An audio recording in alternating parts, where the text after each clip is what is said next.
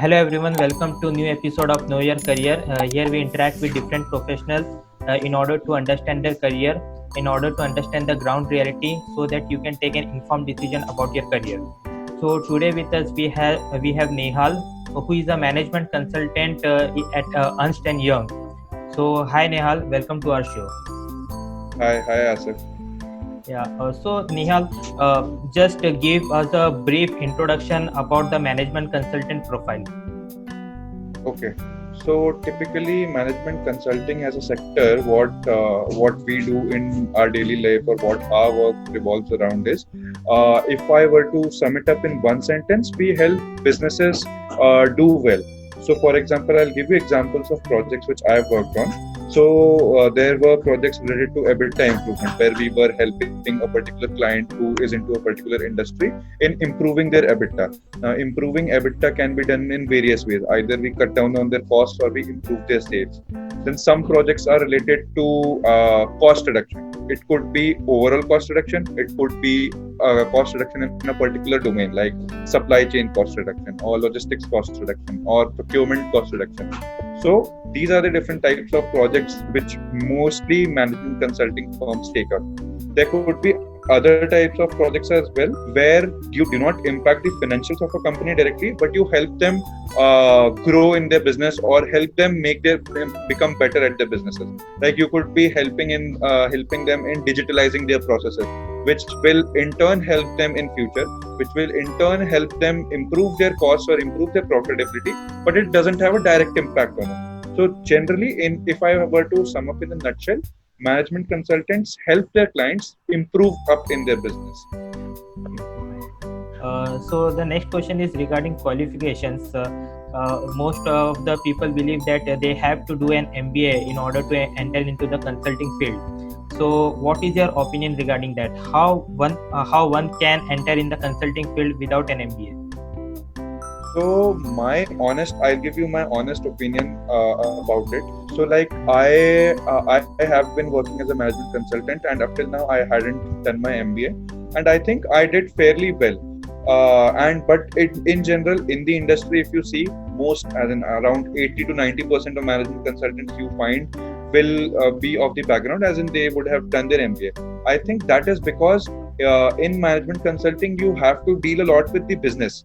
So people with MBA, it sort of becomes a prerequisite for people to have done an MBA, because you once you've done an MBA, you have a lot of knowledge about business and all, as in terms like EBITDA or specific terms to supply chain like turnaround time or lead time. These are not some things which will be very alien, which management consultants will be very alien to. But for people from other background, or people, for example, engineers, like I was an engineer, when I stepped up into this field, I did not know anything about it. I did not know any of these terms because I was coming from a technical background. All I've learned is while working, whatever I have learned. That is why I feel, as in the I won't say it is a myth, but that is the reality, that people with an MBA profile do tend to enter more, as in the number of people you find in management consulting are more with an MBA profile, because they are well versed more about business compared to people with a non-MBA profile. But yeah, given this, it is not impossible for people without an MBA to get into it. If someone wants to get into management consulting, you can very well read about the basics of business and all, to just to be aware about things, just to be aware about these terms, so that when someone talks in terms of profitability or EBITDA or these specific management terms, you don't feel lost. So that I think it is manageable. It is a bit difficult for non-MBA people to get into management consulting, but it is not impossible at all. Okay, fine. So, like, how one can apply for a consulting job if he is just a graduate? Okay, so there are multiple ways of applying to for a consulting job. One way could be, if at all some consulting firms visit your campus for placements, that could be one. Second could be that you could reach out and try to find out about open chances. So there would be firms like McKinsey, BCG, and all, who are very particular about their hiring the top tier consulting firms. They most likely getting into them through lateral process is a bit difficult, because they are very particular about their hiring and all. But apart from that, there are a lot of consulting firms who are open to hiring people without an MBA background as well. So, for example, if I were to give you an example of the current team I'm working in, we are five. We are a group of five consultants. Only there is only one guy who has done an MBA. Rest all of them are non-MBAs. There is a guy who is a CA. There are two guys who have done their bachelors in economics or so from Delhi University. So it is not impossible. So now, yeah, I was answering the original question: how to apply to a consulting firm. One could be through campus placement. Second could be you could reach out to people on LinkedIn to know about if there are openings within their firm or within their team. Third could be if you could, if you have some personal contacts at all, if you know about people who work in consulting firms, that could also be a source for you to know about the various openings which are there in the firm. Fourth option could be you could apply on the website of different firms, but I think that, getting a job through that has a very less possibility. So I think, in my opinion, majorly these are the four ways you could land up into consulting. So like there are options like Naukri.com and Indeed also. So Yeah. Sorry, I missed those. There are people I know within, as in within my team or I work with, who have got, who have got into my firm EY through these third party recruitment firms. But since you asked the question for fresh graduates, all of those people whom I know who got in through the third party recruiters were all people with different work experience. So I currently do not know any fresh graduate who got into consulting firm through the third party recruiters. That is why I chose not to mention that. okay, fine. So just tell us about your journey, how you ended in this career. Like start from your 10th standard, and what processes you have gone through, what qualifications you have gone through, and what was your motivation behind choosing this? Yeah. Behind choosing. Okay. So what I would do is, rather than starting from 10th, I would start from college. Okay.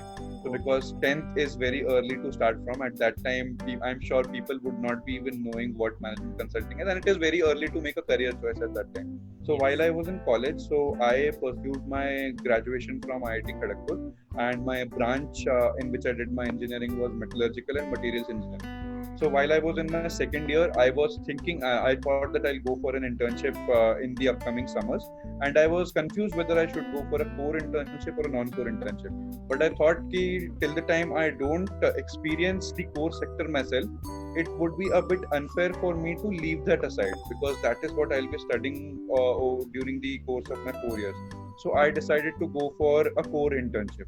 I did an internship in a steel plant in the blast furnace department, and I was not very fascinated with it. I thought that I thought until and unless I get into an R&D role or some research related profile, even if I get into the industry in a core sector, I would not be, as in, using the knowledge which I've gained over 4 years a lot. The work is pretty much monotonous, I would say. As in, I met a guy at that firm who was also as in a graduate from IIT Kharagpur from the same department, and I was working with him, so I very well saw what work he has. I didn't find that very interesting, I must say. So, and then from third year onwards, then I decided I started the journey of finding out what I actually want to do, or in what sector or field would I want to make my career in. So at the end of my third year, I interned with EY itself, the firm which I'm working with currently. But that was not in the management consulting space. That was in the risk advisory space, a bit inclined towards finance. While I was doing that, I really enjoyed my work over there, but I was again sure that I do not want to make a career in finance. While I was working with EY, during my internship, I got to interact with a lot of people who were working with the consulting domain of EY. And when I used to ask them about what are the different projects you work on, what does your daily life look like, I thought this sounds pretty interesting. This is something which I would want to take up. So during my campus placements, I was inclined towards getting into a consulting job, and eventually I ended up getting a job from the firm in which I was interning it. But it was a separate domain. It was the domain I wanted to go. So that was my journey of finding out what I want to do and how I ended up there. Okay, good. there is a stereotype around in market that consultants are known to earn a lot, and so that is one of the motivation why people choose consulting as a career. So let's Right. so I am going to ask you a question regarding that.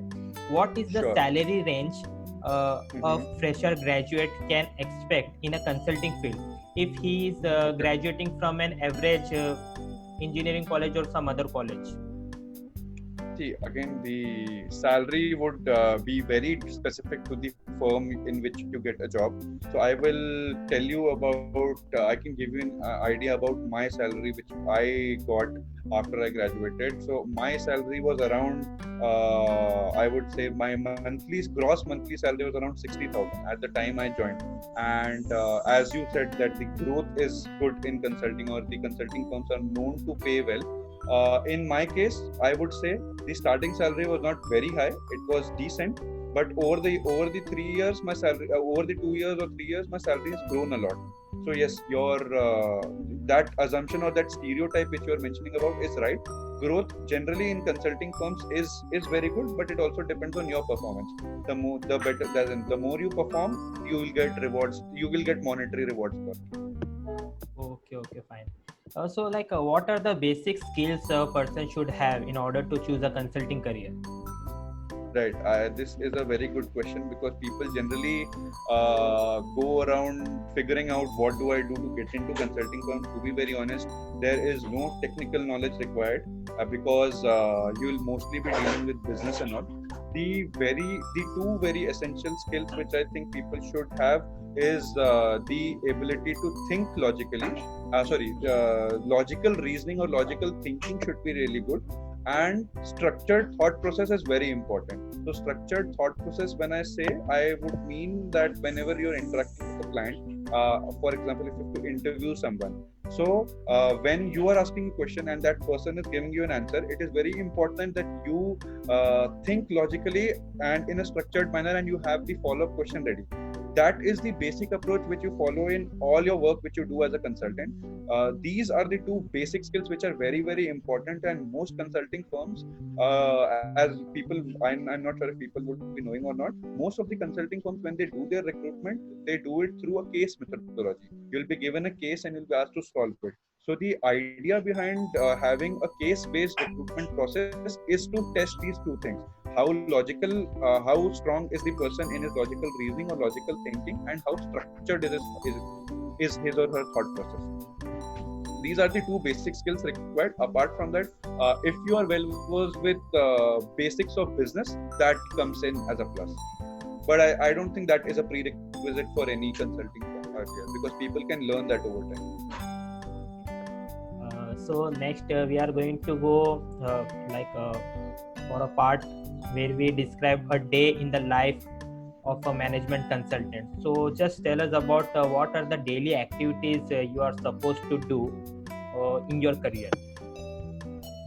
I would answer that differently. I would describe a week in the life of a consultant, because as you mentioned about the previous stereotype which you were talking about, that consulting firms tend to pay well. There is another thing which is very important to consulting firms: the travel associated in the daily life of a consultant. So in general, you might get staffed on a project. You will be working for a client, definitely. Basis your client location, you might have to travel. So generally, another thing which is very common with consultants is, it is said that you might find consultants a lot on airports every Monday morning and every Friday evening. That is because every Monday morning you take a flight to go to your client location, and on every Friday evenings you are entitled to take a flyback, come back to your base location. So that is how a week starts and ends. In between a week, you, depending on what kind of work you're doing for your client, so it may be related to interacting with a lot of people, interviewing CXO level people to get to find out some leads on what you could do or what solutioning you could do to solve their problem.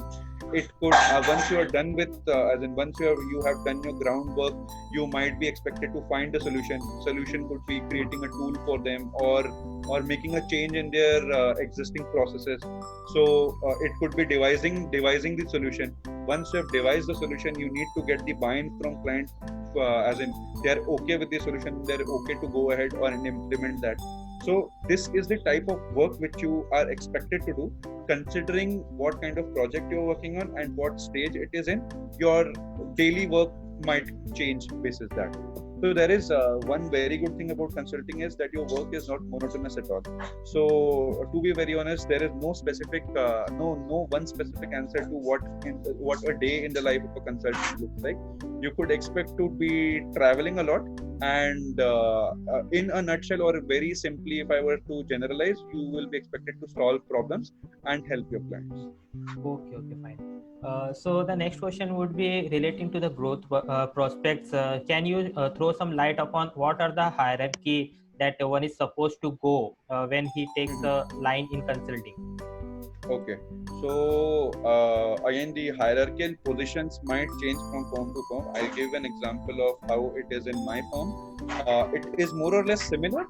Some positions, the naming or the naming might be different.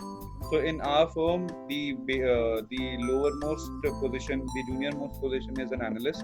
After that comes an associate consultant. After that comes a consultant. I am currently at a consultant level. After consultant comes senior consultant.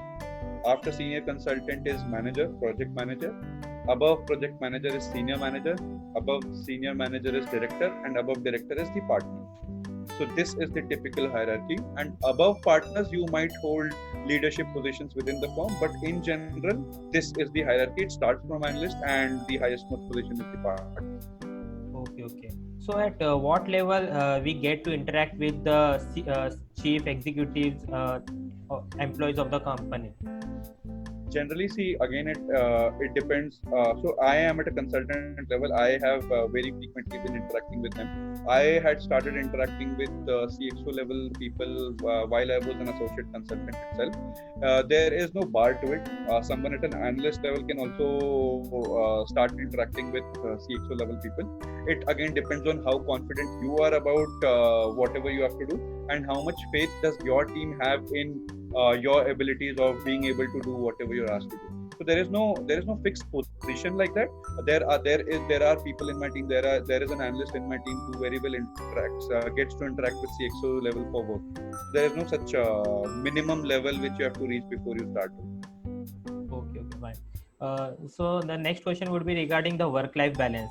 Like, what are the average working hours, and do you get time for your hobbies or not? So this is, I must say, this is interesting, very interesting question, because when we talk about the pros of consulting, there is good growth, there is good learning, there is good, I would say, decently good money. There is a lot of travel if people love travel. If we were to talk about the cons, for some people travel is a pro, for some people travel is a con if you don't like traveling, because sometimes if you keep doing it over and over again, Monday to Friday, it becomes a bit hectic. One of the major cons which is said in for management consultants is the work-life balance, because you are working with your clients and helping them grow. Generally, you are expected to work a lot. So on an average, I would say, again, it completely depends from project to project. Some projects the timelines are relaxed, some projects the timelines could be insanely hectic. So there's no fixed answer to it, but I will tell you the best and worst which I have experienced. So the worst which I have experienced was where my working hours were 16 hours a day, continuously for 2.5 months, 16 hours every day, no Saturday, no Sunday. That is the worst I have experienced. There have been nights where I've slept only for two or 3 hours. That was the most extreme thing which I've worked like. And a pretty relaxed day which I have seen is 8 hours of work. There were days, very few, but there were days like that. It completely depends on if you're on a long project, in which phase you are, and if it is a short project, then it is likely to be hectic, very hectic. Yeah. It was a very good elaborative answer, and I would like to ask, like, what is the most interesting part of your job, according to you? So the most interesting part of my job, to be very honest, is the exposure and the learning which I've got. Given that I have worked, so within my experience, I have had to interact with the lowermost position which you could think of in an organization is a security guard in a plant or in a firm. I had to interact with a security guard as well for work purpose, ranging from security guard to CXOs. So some CEOs or CFOs I have got. So that is a very wide exposure which I've got. And then second thing I would say is the learning curve, steep learning curve, because from project to project the nature of work changes, the industry in which your client would be changes. So there is, the work never becomes monotonous. You every day on with every project you get to learn something or the other which you might not have experienced earlier. So and I think apart from this, personally for me, absolutely love travel. I love traveling. I generally make it a point to go on trips very frequently. So whenever I've got the opportunity to travel in different parts of India, I have really liked it, because apart from my work, I have always found time on weekends or some time to explore that city, try out new things. So that has also been a very good experience for me up till now. Okay, fine. So the next question is for those people who are trying to figure out whether the consulting job is for them or not. What is the boring part or the part you don't like in your career? If you aspire to be a management consultant, it is very important apart from everything. It is important that you like problem solving. If you are not very interested in problem solving, if you're looking for an easy job or say where you have a very good work-life balance, maybe you can reconsider joining management consulting, because it can get demanding and you have to be very passionate about your work, otherwise you won't be able to survive very long. So one first thing which is very important is problem solving. Your problem solving nature is very important. Secondly, in my opinion, I would say travel. If you don't like travel, a lot of travel, then after a point of time it starts taking a toll on you. So these are the two things which I would say are, as in you need to like these two things to become good at it. Okay. Now the audience wants to know, your personal opinion. What you find that it is the boring part of my job, according to you? Boring part of my job. Okay. So the boring part could be, like I was telling, the travel is exciting at times. At times, the travel really tends to take a toll on you. So I was on a project where in between the client location was at a rural place. So there was very intense travel involved, as in you take a 6:30 flight in the morning, you land after 2 hours, and then you had to take a 3 or 4 hour drive. Doing this on every Monday, every Friday continuously for 3-4 months was taking a very bad toll on us, because for taking a 6 a.m. flight, you have to wake up at 3 or 4 a.m. and then get ready. So you don't get to sleep very properly, and then you have some around 7 hours of travel. So if you get stuck on some project where there is so much intense travel involved, doing that over a continuous period might take a toll on you. Secondly, I would say sometimes when you don't tend to find the proper right work-life balance for a continuous long time. You have been working day in and day out for, let's say, 1 month or 1.5 months. It gets really frustrating at times कि यार और कुछ करने का time ही नहीं मिल रहा, दिन भर काम कर रहा हूँ, कुछ और करने का टाइम नहीं. So these are two instances when it becomes not more than boring, it becomes a bit frustrating. So any advice you want to give to the young people who is planning to take consulting as a career? My advice would be that you may very well want to work on your problem solving skills and improving your structured process. So if you start making it a habit in your daily life, that really helps you a lot. So for example, if I was to ask someone a question that how does your daily life look like, for a very simple question, how does your daily life look like, what are things which you do? So someone could start thinking and give answers which are not very structured. Otherwise, if you make it a habit to follow a structured approach, okay, I'll divide my answer into 3 parts. First is the morning activities, the afternoon activities, the evening activities. I'm just giving a very random example. So if you start imbibing that, if you start imbibing the structured thinking process within your daily life, I think that will be very helpful later, because that is the only skill which is tested a lot.